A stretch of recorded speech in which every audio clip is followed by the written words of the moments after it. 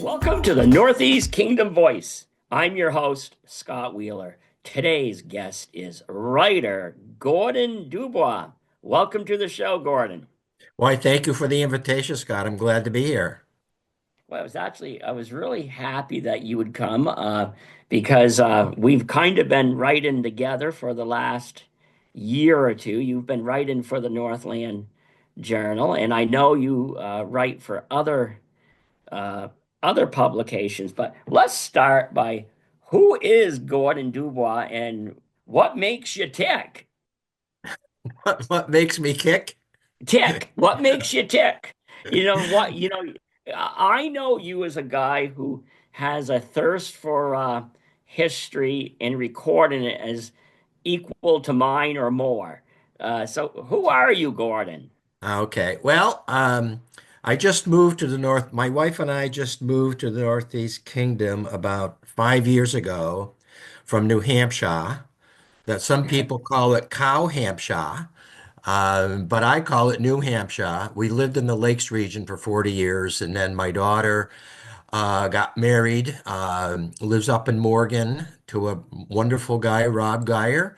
They have two children, and so we wanted to be close to our grandchildren, and so here we are. I I started. I've always been interested in history throughout, my lifetime. And I think it was my father who was kind of put that instilled that interest in me because we traveled around a lot and he would always go to historical places on our trips around upstate New York and Pennsylvania and that area in Maine. But it really came to fruition when I was hiking the Appalachian Trail in 2006 and I would keep a journal. And I never thought of myself as a writer, but I started to look forward to the end of the hiking day to have my meal and then get in my tent and then start recording my adventures for that day. Uh, Right. and I found it was really, I really enjoyed doing that.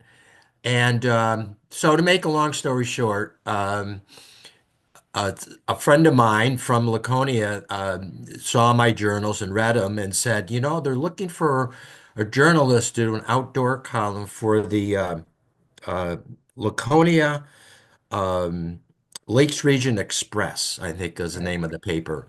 And so I called up the editor and he said, sure. They said, we want you to do a outdoor column for us every issue. It's a once a week Right. paper. And it's a free paper.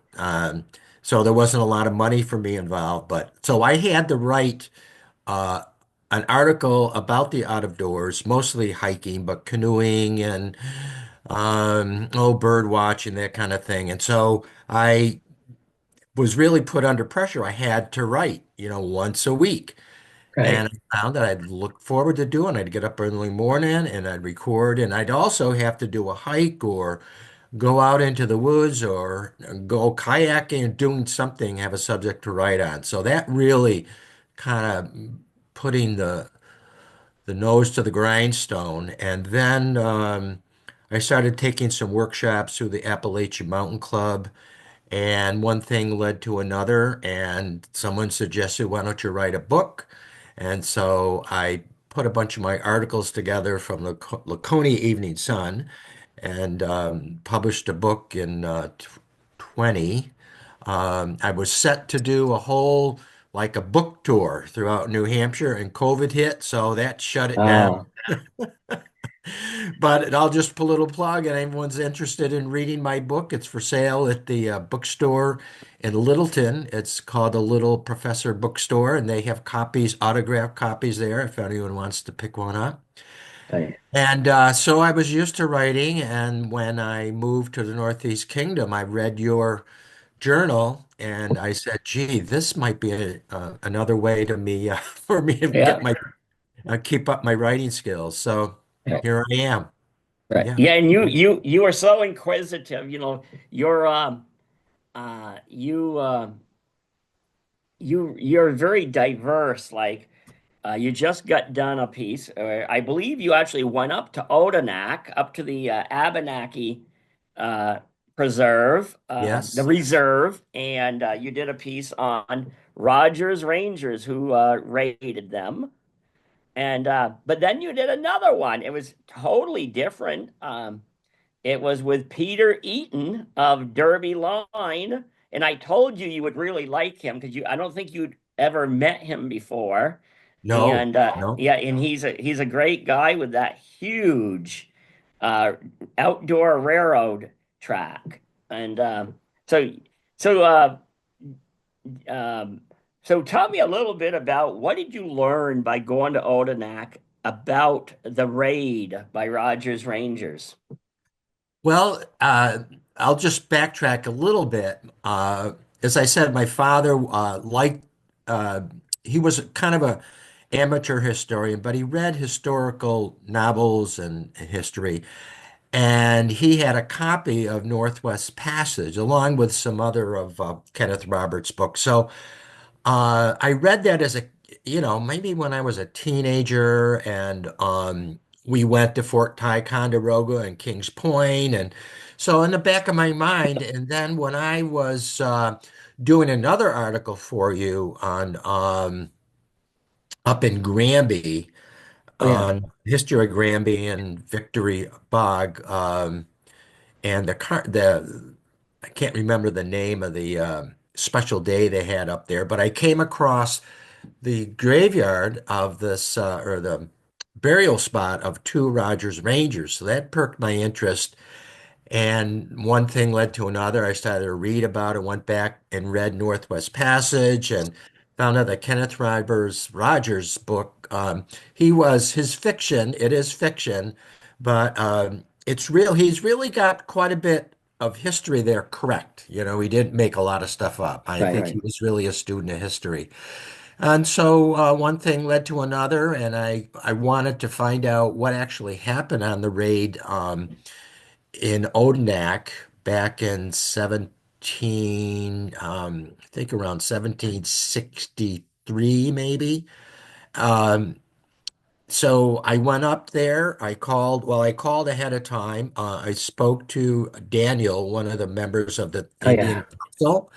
And so the Abenakis have a wonderful museum there, and it really kind of gave me a perspective of what it was like to live back in that time because they had dioramas and artifacts from that time period. Really kind of interesting. So yeah, yeah, I really enjoyed that. I went up there too, and I haven't written about my journey yet because I'm going to do it a bit different. It's going to be a more of a first person, but I found Daniel Nick what's his last name? Nicolet I or can't remember. Yes, yes, that's it. and Jacques Watso. Did you meet Jacques? I did not meet Jacques. Yeah, Jacques. I spent time with the two of them, and I recorded them at length. Oh, And it's very interesting because down in the States you don't learn really too much about the Abenaki. You rely on a lot of secondhand sources and such, but it's interesting to actually go right to the reserve and talk to them. And Daniel, that guy is a walking encyclopedia. I don't know about you, but when I interviewed him and Jacques, he didn't need to look up anything. He just like bang, bang, bang. yeah, yeah, yeah, yeah. Yeah. Yeah, really. What I found really interesting too is the way they have preserved the history. And I don't think, at least I haven't traveled a lot through Native American reservations. We have been out, my wife and I have traveled out west, and there's nothing like that I could find on the different reservations or villages that exist and with the Sioux or the Cheyenne, and Right. but this was just so well preserved and so much tradition kept. It was just amazing. So I tell people about it. You got to go up there. It's only a 2-hour drive, and It's really an enchanting place to go to. Yeah. You know, it was interesting. A lot of people don't know it. Like I went, don't know about the place, don't know about Odanak even because I got to the border and they asked me where I was going. I said, Odanak. And I said, what's Odanak? I said, the Abenaki Reservation. I said, who? And I says, the Abenaki. And it was, but I kind of thought that was kind of sad in its own Yeah. is, because Yeah. I think we should know, we should know these things. We should know the Abenaki.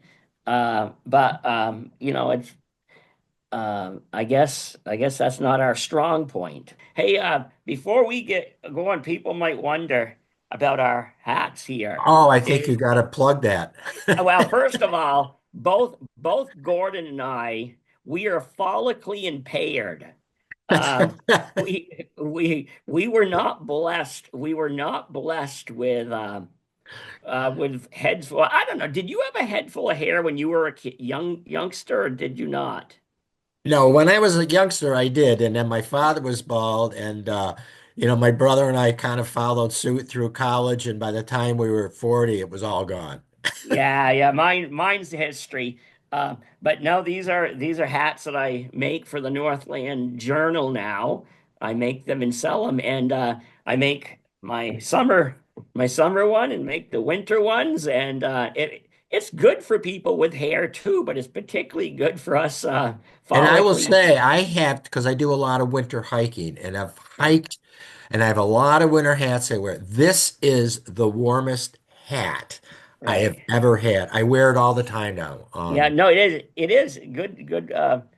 So let's go back to Peter Eaton. Do you know? I'm going to tell you. I actually thought of, tragically, I thought of Peter yesterday, and I instantly thought because you've probably heard there's a Border Patrol officer was murdered yesterday, Right. Yes. and I instantly thought of Peter and his story because Peter's story could have ended that way because within your story, in a subsequent story that's now coming out, Peter was disarmed by as a border patrolman back in the 80s. Yes. Early He 80s. Yeah. was he was disarmed by a gunman. And so instantly when I heard about the officer yesterday, I flashed back to I believe it was my freshman year in high school when Peter was disarmed by the prison escapee and bank robber. And so yeah, it's interesting. I instantly thought of Peter yesterday. Yeah. Yeah. I thought of them too. And I think maybe we have to go up into, I curl up in BB, so I thought I'd swing by his house tomorrow and see how he's doing. Yeah. Yeah. Great Hey, guy.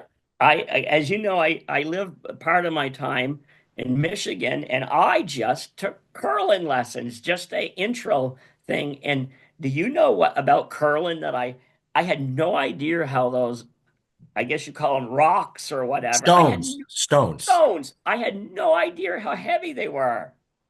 Yeah. I think like 40 pounds. Yeah. Yeah, yeah, yeah. Uh, but no, my grandson and I. Took an introductory class. They were some happy to see this 8-year-old learning that, and he did really good because Yeah. I think it's an older person sport. It seems to be. Uh, Well, they do right now over in BB at the curling um rink. They have young kids coming in from, well, further north in Canada, but they're coming down. They're all in, I think, fifth, sixth, and seventh grade oh, really? coming That's down. good. Yeah, because, Canada really has a investment in that sport. Oh, they And they do. want to keep it going. And the topic quite often at the club is we don't, right now it is mostly older people that play the game, but they want to keep it alive. And as anything, the future is with children. That Right, is, right, that's our future. So, right. yeah. So, Lois, you have another story coming up. I think you said you and your wife we're trying to retrace the the road. Okay. Uh, Oh, yeah, the Bailey Hazen Road. the Yes. Bailey Hayes, how is that working out? And has it is it can you do it in the winter?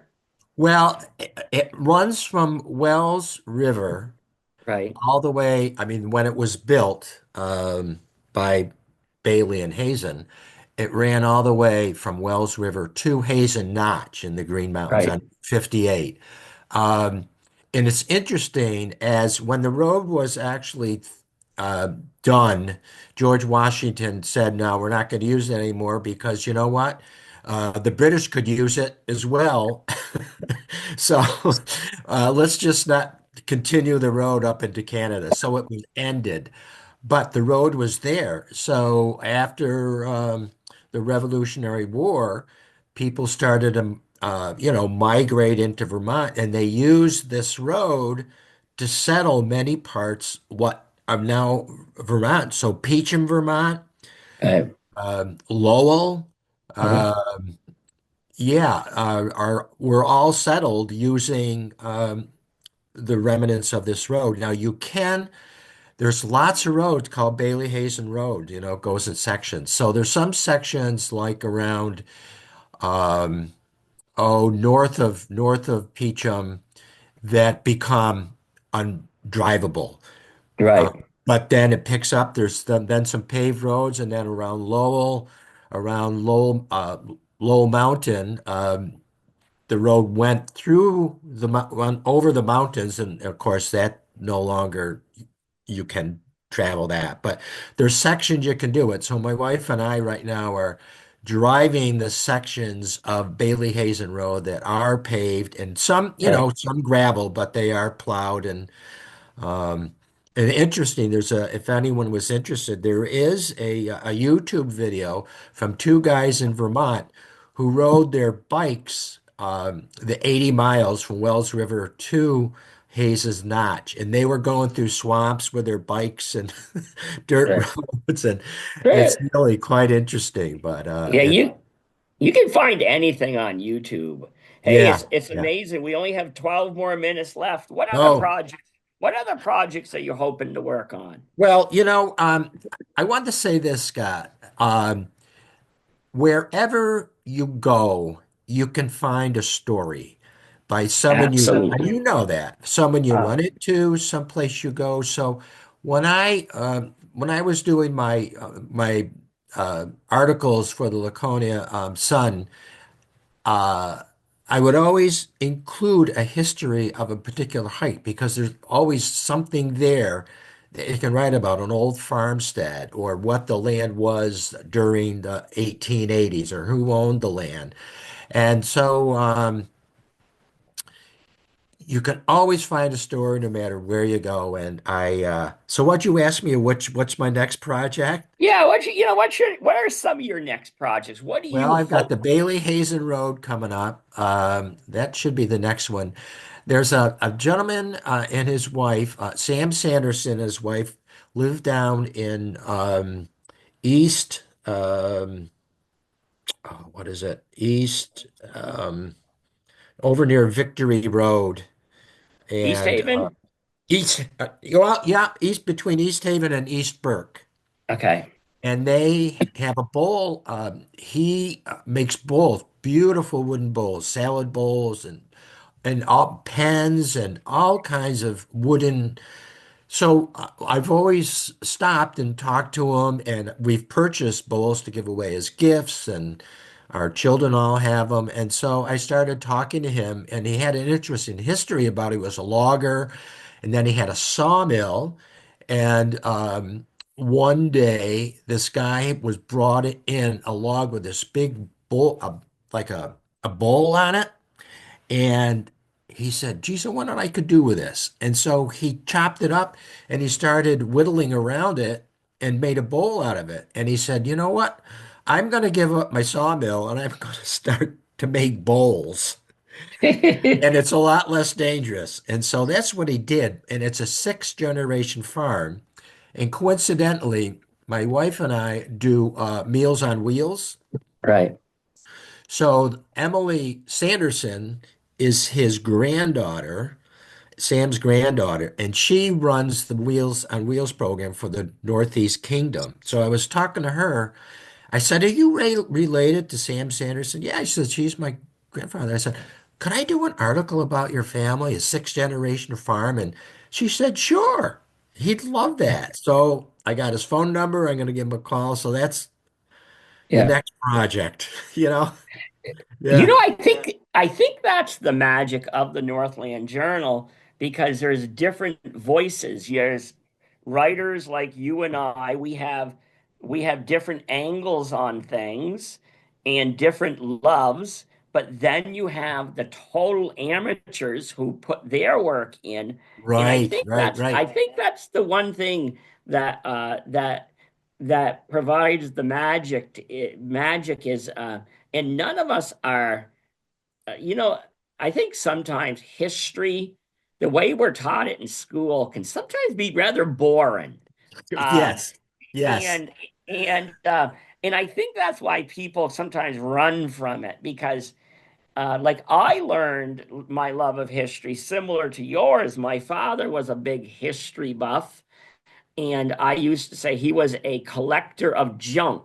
Well, we would go to the landfill every Saturday, and that was back when it was a dump, and my father could go bring the garbage and go home with more than he came with because he always knew who would buy this and who would buy that, Yeah. clawfoot bathtubs or Oh, yeah. whatever. Yeah. So, well, I am not a collector of things. Like I don't collect tangible history. I collect oral history.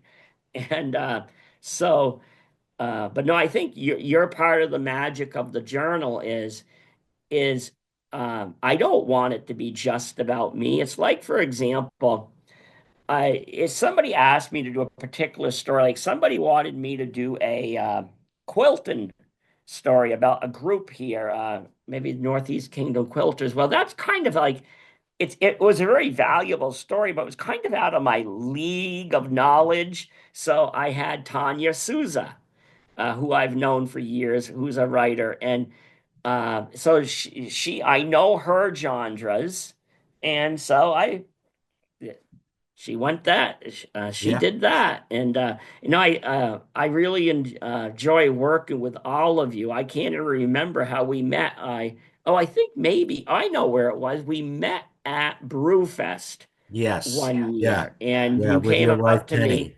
Yeah. right, and then we next thing we know you're writing articles. I know you did one on is it Bob Dunn, not Bob Dunn, Mr. Oh, Dunn. Michael Dunn. Michael Right. Dunn and his whole Eagle Point estate Correct. that he Yeah. left. Yeah. Yeah. So what more would you like to say? We must have like five Well, I more just minutes. like to, I think you said a really important thing that what the Northeast Journal represents. It represents the people that lived here and the history that was made by those people. And there was a particular article that was written by a man who attended, I believe it was a school out in Coventry, a one-room Yep, yep, schoolhouse. yep. And he attended the school and he wrote this beautiful narrative on what it was like going to school in a one-room schoolhouse. And I was just fascinated by that Yeah. article. And that, it just shows you that everyone has a story to tell. And Oh everyone, yeah. whether it's an oral or whether it's written, everyone has a story to tell. And that's what's important about the Northland Journal, that people can write their story. And his story was just as valuable as anyone else writing one, me or you or anyone else. Yeah. The thing is a lot of times it's the people who don't when somebody tells me they don't have a story to tell, often I know they have a story to tell because sometimes people who say they have a story don't. But my biggest bummer sometimes is knowing somebody but not knowing them well. But then when they die, I look in your obituary and I'm thinking, wow, wow, I wished I had known that when they were alive. Yeah, yeah, There's yeah, people that yeah, I learned so much about them. Like, for example, I can't say I was friends with him, but I knew him for years. He was a former border official, Derby line trustee, Keith Beadle. Uh, and he was a good, nice man, but I had no idea his love of the piano. Uh, and he was a great pianist. Never knew yeah, that. yeah, yeah. And Yeah, that is so, amazing. and you get to meet some really interesting people. Like I knew you would love Peter Eaton and his wife, and you weren't disappointed when No, it was no, a I wasn't. I wasn't. And just to follow up on that point, I do a workshop for at Goodrich Library on oh, writing your own story, right, and it's people attend the workshop who want to think about, leaving a legacy of who they were to their grandchildren. One woman even wanted to get her story published. And so the stories that people would tell about where they grew up and where they went to school and who was with them, it's amazing, and they right, would say, right. "Oh, I never thought I could write about it, Gordon, but this is great," and so, yeah, good point. I joke in closing, I joke to people, you might as well write your own story because after you're gone, people are going to make up things about you. So you might as well put it in your Get it down yeah, now. yeah, put it down. My I was fortunate. I think my family were fortunate that because of who I am, I actually recorded a lot of my parents' stories um, Yeah, and my late wife's story. So their legacies, at least bits and pieces of it will yeah, live on. yeah, yeah, yeah. That's So so your final words, 'cause we've got to have you back on. You're a natural. Well, look forward to the what's the issue February issue coming up, and part two of Rogers Rangers and the story of the Abenaki, and I made the visit to Odenak. So that's, Yep. yeah, yeah, that'd be great. Hey, it was great having Well, you on, thank and you you for can the invitation, Scott. Yeah, and I yeah, Todd, I thank you for know. your help. Yeah. Okay. Thank All right. you for coming on. All And right. thank you. Very good. And thank you to the viewers for tuning in to another segment of the Northeast Kingdom Voice.